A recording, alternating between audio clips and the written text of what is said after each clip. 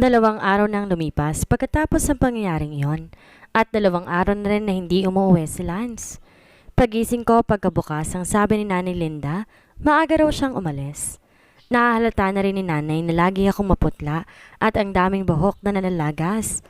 Napansin niya rin na araw-araw na ako nagsusuot ng bonnet kahit nasa loob lang ng bahay. Hindi ko na lang siya sinasagot kapag nagtatanong siya. Ngumingiti na lang ako and drifted the topic away. Ang hirap. Iniisip ko kung bakit pa niya ako hinayaang bumalik sa buhay niya, kung itatrato niya lang din ako ng ganito. Sana sinabi na lang niyang na hindi na ako umasa. Pero di ba kasalanan ko naman? Kaya kailangan kong panindigan to. Ang hina na ng katawan ko, parang di na tumatalab sa akin ang oral chemotherapy. Hindi na rin tumatalab ang mga gamot. Napangiti na lang ako ng mapait. Siguro hanggang dito na lang ako. Mamamatay nang walang kahit sino. Anak, ang putla mo. Magpahinga ka muna doon sa kwarto mo. Tumango ako kay Nanay Linda dahil nararamdaman kong nahihilo na naman ako. Naglakad ako papunta sa taas dahil nasa ikalawang palapag ng bahay ang kwarto ko. Wala kami sa iisang kwarto ni Lance. He does not want to be with me. Hilong-hilo na ako pero nang madaanan kong kwarto niya, parang may nagudyok sa akin na buksan ito. Naglakad ako ng dahan-dahan. Hinawakan. Sinubukang buksan ito. It's open. Alam ko mali ang ginagawa ko, pero nang madaanan ko ang kwarto niya, para may nagudyok sa akin na buksan to. Pumasok pa rin ako. Napakaganda ng kwarto niya. Umupo ako sa kama niya at iniisip ko kung gaano kami kasaya noon. Kung sana wala akong sakit, sana hanggang ngayon masaya pa rin kami. Naalala kong sinabi niya sa akin noong pumunta ako sa kanya. No, I never had an affair behind your back, Lance. I was faithful to you, na hindi pumasok sa utak ko ang lokohin ka. I said in my defense. Whatever. Now what really brings you here? Napanunok ako sa klase ng titig na ibinigay niya. I want you back. I want to live with you. Saad ko na nagpahalakhak sa kanya. Sumakit ang puso ko dahil sa reaksyon niya. I really am. I want to tell him how much I miss him, but he is out of reach. Hindi na siyang Lance na nakilala at minahal ko. Bakit mo ko iniwan? Why did you left me, huh? I loved you too much. I sacrificed everything for you. I was a faithful husband. I never cheated. I never hurt you. I always put you first and my intentions are pure. You had me at my best, Farah, but still you left me. Farah. I cried hard because of what he said. Dahil totoo ito. He was the best husband I could ever ask for, but I left him. Totoo nga ang sinabi nila. Being kind does not guarantee that the person will forever. Being loyal doesn't make a person stay if that person. Ngayon, bakit ka pa nandito? You already left me, Farah. I tried to hold his hand pero tinabig niya ang kamay ko. Nanatili lang akong umiiyak at di kumikibo. Gusto kong sabihin sa kanya ang tungkol sa sakit ko pero natatakot ako. Naduduwag na naman ako. It is now or never. May sakit ako. I seriously said, but he just chuckled. Hindi siya naniniwala. Do not make jokes, Farah. You're perfectly fine. Nakita ko pa nga kayo kahapon kasama ng lalaki mo, hindi ba? You were fine. Wait, nandito ka ba dahil wala ng perang lalaki mo? Bakit ka kasi namili ng dukha na ipapalit sa akin? I can't believe him. Ibang-iba na siya. Okay, you can live with me for only a month and after that, I want you to make me a favor. Pinunasan ko mga luha ko. What favor? Anong pabor? Naguguluhan ako but a month is okay. Malaking pabor na yun para sa akin. Aayusin ko ang nasira namin relasyon. Sign the annulment papers. Napasinghap ako. Annulment papers? Ano? Bakit? Matagal na akong kumuha niyan since di ka naman nagpakita na sa akin. Ipapadala ko na sana sa'yo but I don't know your address. At wala na akong balak ipahanap ka and voila! Here you are. Tumulo ulit ang luha ko. The way he said those words, parang wala lang sa kanya kung ano ang mararamdaman ko. Huminga ako na malalim at ngumiti. It is now or never. Sige. Umiiyak ako habang iniisip yon. He really changed. Hindi na siyang lalaking minahal ko noon. End of flashback. Tatayo sana ako pero may nakita akong frame na nakataklob sa ibabaw ng mesa sa tabi ng kama niya. Dahan-dahan ko tong tinignan at napasinghap ako. It was our wedding picture. Bakit nasa kanya pa rin ito? Hinawakan ko ito at tinala sa dibdib ko. Ito ang mga araw na masaya pa kaming dalawa. Nagulat ako na may biglang pumasok. I saw Lance and he is not happy. Dali-dali siyang pumasok at hinablot ang hawak ko. What are you doing in my room? Get out! Get out! Nagulat ako sa malakas niyang sigaw. Tila natuod ako sa kinaupuan ko at nakatitig lang sa kanya habang may mga luha sa mga mata. Ano? Sorry. Di ko na natapos ang sasabihin ko sana nang sumigaw na naman siya. Get out! Right now! Umalis ka sa kwarto ko. Mas nagulat ako nung hawakan niya ako sa dalawa kong balikat. Madiin na tong hinawakan kaya napadaing ako sa sakit. Sa pilitan niya akong hinila, tinulak sa labas ng pinto, sabay sara ng malakas. Napaluhod na lang ako at humagulgol. Mahina akong kumatok. Sorry Lance, hindi ko sinasadyang pumasok. Patawarin mo ako. Humagulgol ako habang nakaluhod. May narinig akong nabasag sa loob, kaya kumatok ako ulit. Lance, okay ka lang ba dyan? Sorry. Magsasalita pa sana ako nang may narinig na naman akong sigaw. Umalis ka na. I hate you. Kinususuklaman kita. Pinagsisihan kong pinakasalan kita. Yan ang pinakamasakit na salitang narinig ko. I felt like my heart is broken into 100 pieces. Ang sakit talaga ng sinabi niya. Parang dinudurog ang puso ko. Ganito ba talaga ang pag-ibig? Yung tipong pasasayahin ka pero sasaktan ka pa rin pagdating sa huli. Yung tipong ang saya sa inyo nung una pero magbabago na lang ang lahat-lahat. But I need to be strong. Dahil ako naman na may gawa sa kanya noon. I made him like that. Pumunta ako sa kwarto ko dahil hinang-hina na ako. Hinanap ko ang cellphone ko at tinawagan ko si Andrew. I am not really feeling well. Any minute from now parang mawawalan na ako ng ulirad. And I don't want them to see me like this. Hindi pwede. Drew, help me please. Kunin mo ako dito sa bahay. I don't think I can make it. Please, I'm begging you, Drew. Help me, please. Napakahirap pa talaga ng gabing ito. At sa tingin ko, hindi ko na ito kakayanin pa. I'm on my way. Once nasa labas na ako, tatawagan kita kaagad. Magdadala din ako ng taxi. Just please, hold on. Pinatay ko na ang tawag. Dahan-dahan ako naglakad pababa. The steps are really making me sick. Hilong-hilo na ang pakiramdam ko. Ngunit kinakailangan ko pang bumaba sa hagdanan. Please, hold on. Kaya mo yan. Pilit kong pinapalakas ang sarili ko habang bumababa. Parang hirap na ako. Hindi ko na kaya. Just 2 more steps pero nadulas ako and I almost hit my head. Buti na lang na itukod ko ang siko ko. I think I'm not gonna make it. I'm about to faint pero hindi ako susuko. Dahan-dahan pa rin ako naglakad papunta sa pinto. Kaya ko to. Kayang-kaya ko to. Nagtagumpay ako nang dumating ako sa pinto. Bubuksan ko agad ito. Sinarado bago umalis.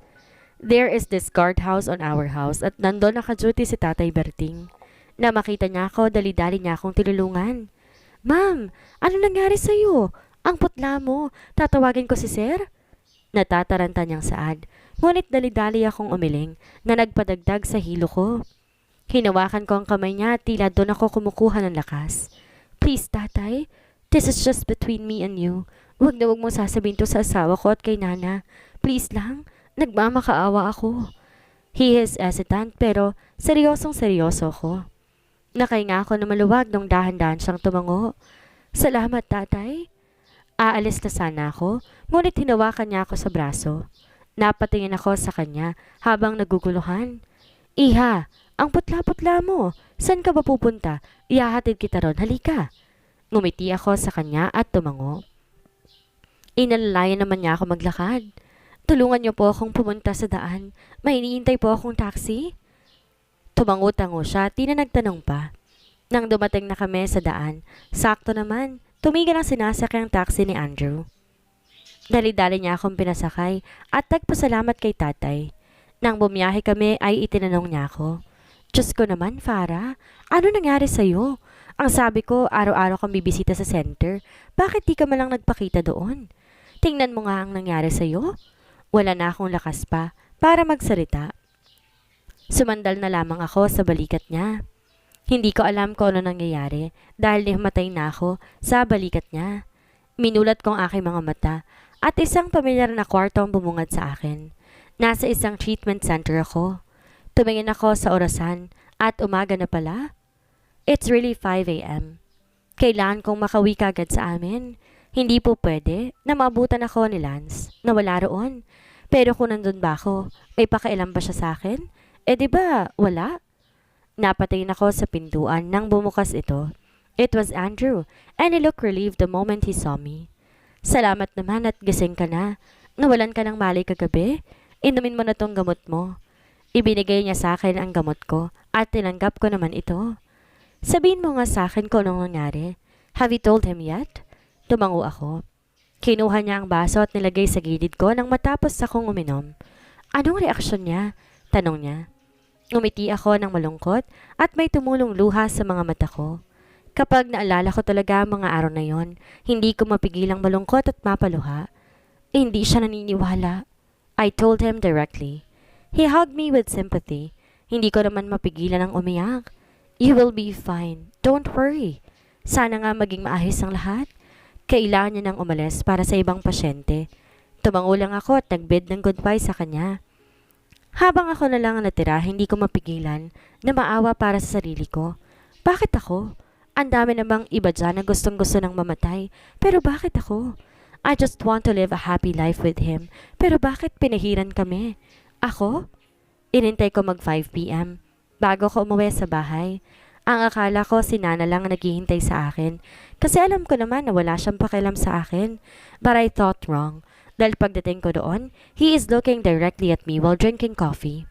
Really? At this hour? May pinuntahan lang ako. Parimula ko. As usual, di niya pinansin yung sinabi ko. Uminom lang siya ng kape niya. Pupunta na sana ako sa kwarto ko para magbihes, pero nagulat ako na magsalita siya. Bago ka aalis nang hindi nagpapaalam, isipin mo muna ang mga naghihintay dito sa bahay na to. My hopes went high. Ibig ba niyang sabihin naghintay siya? Is he going to give me another chance? Aayusin na ba namin ang gusot namin? Pasensya ka na kung hindi ako nagpaalam sa'yo. Kailangan ko na kasing puntahan eh. I am really happy dahil pinansin niya ako at naghintay siya. Di na siguro ako dapat umasa dahil sinira ako ng mga sumunod niyang sinabi. Huwag kang masyadong umasa, babae. Hindi ko hinihintay ang pagdating mo. Si Nana ang buong oras na naghihintay sa'yo at hindi ako. Diretsong sabi niya at dahil doon, pumatak na naman ang mga luha ko. Anyway, you can go and never come back. Like what you did a year ago, right? Nagbago na talaga siya. Yan ang patuloy na tumatatak sa isipan ko. Masakit isipin na ang taong mahal mo dati nagbago ng dahil sa'yo. Pero at least, diba? Pinansin niya ako. Kinausap niya ako. Kahit ganun ang sinabi niya, at least narinig ko ang boses niya. Masaya na ako kapag ganun. Sobrang saya ko na. Huminga ako ng malalim at naghilamos. Tumingin ako sa mukha ko sa salamin. Para kung di nakikilala ang sarili ko. Ang putla-putla ko na at ang itim-itim na ng ilalim sa mga mata ko. Tila hindi ko na naaalagaan ang sarili ko. Tinanggal ko ang kulay pula kong bonnet at nagsuklay. Tumulo ang masaganang luha ko dahil unti-unti na akong nalalagasan ng buhok. Unti-unti na rin akong nakakalbo. Dahan-dahan kong inilagay sa harap ng salamin ang suklay at umiyak. Kinuha ko ang luma kong notebook sa bag ko at may isinulat dito. Kapag wala ako makausap, ito lang ang tayong makakapagpatanggal sa lahat ng sakit na nararamdaman ko. Hi, mahal. Day 10 of being your shattered wife. Alam mo bang ang saya-saya ko sa araw na to dahil pinansin mo ko? Kahit ganun ang sinabi mo sa akin, at least narinig kong boses mo at nakita kita.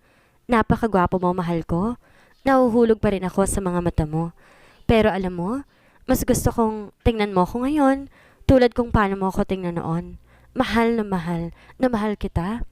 Mahal, matutulog muna ako ha?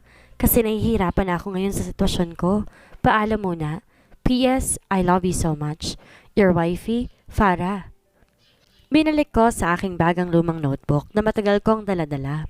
Nakasulat lahat siya ng mga nangyayari sa akin mula nung nalaman ko na may sakit ako. Balang araw, ipapakita ko rin yon kay Lance. Ayaw niyang maniwalang may sakit ako at mas mabuti na yon. Hahayaan ko na lang muna siya sa ngayon. Siguro balang araw, darating din ang panahon.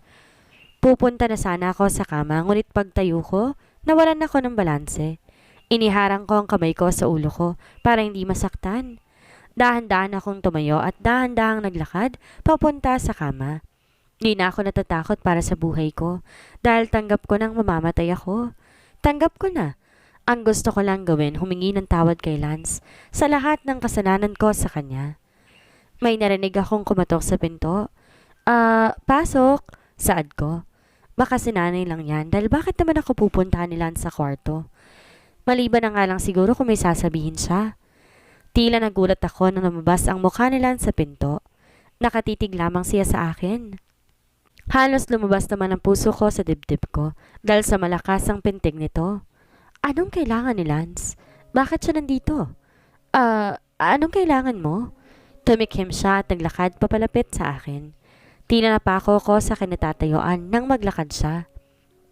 Napakagwapo niyang tingnan. Ang tangos ng ilong niya at napakaganda ng hubog sa mukha niya. His eyes are mesmerizing. Para bang kapag tumitig ako roon, nang matagal ay mahuhulog ako? Umupo siya sa harap ko. Nanatili lang akong nakatitig sa kanya. Pinipigilan ko ang sarili ko. I'm here to talk to you about something. Panimula niya. His voice is strict and cold na para bang kailangan ko talagang sundin kung ano mang sasabihin niya. It's authoritative and distant. Ano yon? I replied. My voice is shaky. Tumingin siya sa akin sa bibigay sa akin na isang maliit na papel kaya binasa ko ito. A contract for a housemaid. Sumakit ang puso ko sa binigay niya ngunit di ko na to pinakita sa kanya. Hindi ka dapat umasang tatanggapin kita na parang walang nangyari. Isa akong businessman, Farah. Dapat alam mo yan. Lahat ng to may kapalit. Don't worry, may sahod ka naman. There is a party happening next week and I need more workers. Tumayo siya ngunit nanatiling nakatitig ang mga mata ko sa hawak kong papel. Pinipigilan kong tumulo ang mga luha ko roon. Okay, tama naman siya. Fine, I will accept everything. Gagawin kong lahat ng sasabihin niya basta para sa ikakasaya niya. Good. Pirmahan mo na lang yan after you're done reading it and please pass it on to me. Tumango-tango lang ako habang nakayuko. Malapit na ring tumulo ang mga luha ko. Nagsimula na siyang maglakad palabas na magsalita ako. Mahina ang boses ko pero alam ko, naririnig niya. Yeah. I will do everything for you. Just be happy. Mahina akong saad. Narinig ko tumigil siya sa paglalakad. Hindi ko alam kung tumingin ba siya sa akin dahil nakayuko pa rin ako. Yes, I'm happy. I'm very happy. He replied na nagpangiti sa akin ng mapait. Ano pa nga bang inaasahan ko? He is happy without me. That's great. Mahina ako ulit bulong and this time, nahulog na ang 2 buti ng luha na kanina ko pa pinipigilan. Ipagpatuloy mo lang pagiging masaya mo na wala ako, mahal. Hindi ko alam kung narinig niya dahil sobrang hina na ng sinabi ko. Mabilis din siyang umalis, kaya't naiwan akong umiiyak. Why is everything so hard? Gabi-gabi na lang akong umiiyak because of pain and suffering. Kailan ba ako maging maayos? Nilagay ko sa lamesa ang papel na hawak ko. Pinunasan ang luha ko. Let's just be positive. At least masaya siya ngayon, di ba? Mahalaga na yon. My phone vibrated kaya agad ko tong hinanap. Na makita ko ito, sinagot ko kaagad. It's Andrew. He's been calling me pero parang di ko to napansin dahil nandito si Lance. Yes? Pinipilit kong ayusin ang boses ko para di niya mahalatang umiiyak ako at tila nagawa ko naman. Finally, ano bang ginagawa mo dyan? Akala ko ba sasabihin mo na lang sa kanya? Nalilito ako sa kung anong sinasabi niya. What do you mean? Hindi kita naiintindihan, Drew? Sagot ko. Bumuntong hininga siya kaya kinabahan na ako. I have now your latest findings, Farah, and it's bad. Really bad. Just like that, all my hopes went down. Hi, mahal. Day 11 of being your shattered wife. I miss you so much, mahal. How you treated me well. Kung paano mo pinaramdam sa akin na mahal mo ko. I miss those moments when you tell me I was your universe. But sadly, you're different now. Hindi na ikaw ang dating minahal ko at kasalanan ko yon. I should live with it for the rest of my life. Malapit na rin naman akong mamamatay. How many months na lang, mahal? Anyway, ngayon ang start ng pagiging maid ko. So, yeah. Kahit masama ang pakiramdam ko, ayos lang. I love you, mahal. Take care always. Your wifey, Farah. Tiniklop ko ang notebook ko at nagsimulang maghugas ng pinggan. Nilagay ko lang to sa gilid. Okay lang naman, total wala naman dito si Lance. He is in his office. Narinig ko may kailangan siyang i-close na deal para sa kumpanya. I wish na makuha niya yon. He worked for it overnight. Saksi ako. He's really passionate when it comes on his work. Anak, bakit ka naghuhugas dyan, ha? Ako na. Ako na dyan, Diyos ko kang bata ka. Ang putla-putla mo na, oh. Lumingon ako sa taong paparating, si nanay. Umiti lang ako sa kanya at pinagpatuloy ang ginagawa ko. Okay lang po ako, Nay. Hayaan niyo na at saka hindi pa po ba sinasabi ni Sir Lance sa inyo? Katulong po ako rito. Kita kong nagulat si nanay sa sinabi ko.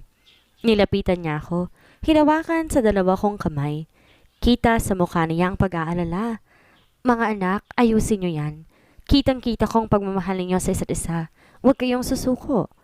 Tinanggal ko ang kamay ko na hawak ni nanay at nagpatuloy sa ginagawa ko. Pinipigilan kong umiyak pero tumulo na ang luha ko. Okay lang po, Nay. Masaya naman na si Lance. Hayaan na po natin. Ayoko naman siyang pilitin. Masakit po ang pagmamahal na pilit. Mahinang saad ko. Tila naiintindihan naman ako ni nanay. O sige anak, hindi na kita pipilitin pero gagawa ko ng paraan. Kakausapin ko si Lance. Ano ba tong ginagawa niya sa'yo? Umiling-iling lang ako habang nakatalikod pa rin. Wag na po, Nay. Hayaan na lang po natin siya. Masaya naman po ako sa ginagawa niya. Niyakap lang ako ni nanay sa likod, sabay nagsalita. O sige, ikaw ang bahala. Basta sabihin mo lang sa akin kapag may kailangan ka, ha? Tumango lang ako at nagpasalamat. Umalis na si nanay kaya tinapos ko na ang ginagawa ko. Nagwalis ako at nagmop pagkatapos. Naramdaman ko nahihilo na naman ako kaya umupo muna ako. Naalala ko, hindi ko pa pala nainom ang gamot ko at 10 AM na. Kahit nangihina at nahihilo ko, ginawa ko pa rin ang lahat para makapunta sa kwarto ko at ininom ang gamot. Dali-dali akong bumalik sa baba dahil naalala kong notebook ko. Hilong-hilo ko ngunit ginawa ko ng lahat para lamang makababa. Baka mabasa ni nanay. Na makita kong nandun pa rin, kinuha ko kagad ito at itinago. Sakto naman dumating si Lance pero meron siyang kasama. Hindi ko kilala pero napakaganda nito. Napadako ang mga mata ko sa kamay nilang magkahawak. Tila tinusok ako ng karayom. Napadako ang mga mata ko sa kamay nilang magkahawak. Napakaganda niya. She is chubby yet sexy. Malaki ang hinaharap at maliit ang bewang. Ang katawan niyang tinatawag nilang Coca-Cola body dahil sa malaboteng hubog nito. Kumpara sa katawan kong napakapayat, ang laki ng binawas at nimpang ko dahil sa sakit.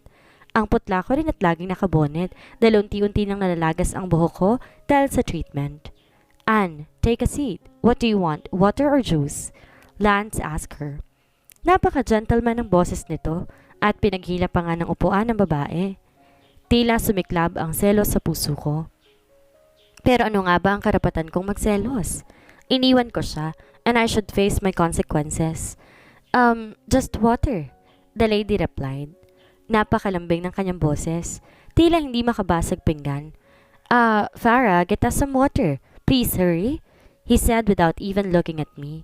Yumuko ako, trying to stop myself from crying. No, it's okay. Narinig ko pang saad ng babae. Aalis na sana ako, ngunit narinig ko pang sinabi ni Lance. Na, it's okay. She's just a maid and she should do her job. I'm paying her. Pinatira ko pa sa bahay ko. She should at least do her job right. That's it. I cannot take it anymore. Mabilis ako naglakad para kumuha ng inumin para sa kanila. Hapong-hapo ako pagdating sa kusina at tila wala na nga akong lakas. Ginawa ko pa rin ang lahat para makapunta roon at maayos na kumuha. Naramdaman kong may likidong lumalabas sa ilong ko. Inawakan ko ito at tiningnan. Dugo! Dugo ang lumabas sa ilong ko. Pero wala akong panahon para magluksa dito. Hinawakan ko ang ilong ko. Piniga ito hoping to make the bleeding stop. Naghilamos na rin ako para mawala ang dugo. Hinugasan ko kagad ng sink na makitang may dugo nga roon. Nung medyo okay na ako dahil dali-dali kong nilala ang tubig, sa kalagitnaan ng paglalakad ko, nabitawan ko pa ang tubig kaya't nabasag ang lalagyan at ang baso. Halos wala na nga akong makita. Ang dilim na ng paningin ko. Lumuhod ako para sana pulutin ang mga nabasag kahit ang dilim na ng paningin ko. Ngunit napading ako na ilang bubog ang dumikit sa tuhod ko. Diyos ko anak, ano nangyari? Lance! Hilong-hilo na ako and any minute from now, mawawalan na ako ng malay. Gusto ko na lang humiga sa nararamdaman ko ngayon. Parang hindi ko na kaya. What happened? Narinig kong saan ng babae. Tila natataranta ito. I also heard Lance's footsteps but he did not say a word. Anak, okay ka lang? Ang putla mo. Lance, si Farah. Pilit kong pinikit ng mariin ang mga mata ko, trying hard to make myself sane. Hindi ako po pwedeng mawalan ng malay sa harapan nila. Nanay, do not be fooled. Look at her. She is just faking it. Gumawa siya ng katangahan at pilit pinagtatakpan using that act. You cannot fool me again, Farah. Stand up. His voice is really cold. Wala akong narinig na awa. My heart is really bleeding. Sana mamatay na lamang ako ngayon. Sana hindi na ako magising kasi hindi ko na kaya. Bakit ba ako pinapahirapan ng ganito? I wish I am just acting. Gusto ko sabihin sa kanya pero hindi ko kaya. Luha lang lumalabas sa mga mata ko. Do not be rude, Lance. Tingnan mo ang tuhod niya, it's bleeding. I know that was the lady's voice. Dahil sa hilot nararamdaman ko, unti-unti akong humiga. Ngunit bago ako nawalan ng malay, narinig ko pang sinabi ni Lance. Naloko mo na ako noon, pero hindi na ngayon, Farah. Hanggang kailan kaya magagawang tiisin ni Farah ang malamig na pakikitungo sa kanya ni Lance? Hanggang kailan magiging bato ang puso ni Lance para sa asawa? Ano ang gagawin ni Farah para paniwalaan siya ni Lance na tunay na may sakit siya? Iyan ang ating aalamin sa susunod nating kabanata.